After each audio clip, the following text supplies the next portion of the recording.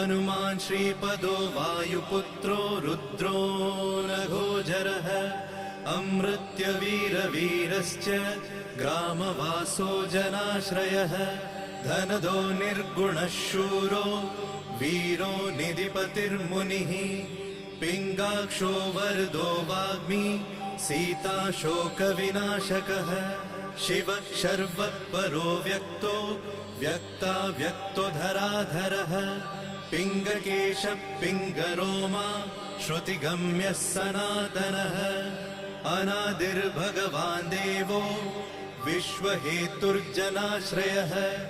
आरोग्यकर्ता विश्वेशो विश्वनाथो हरीश्वरः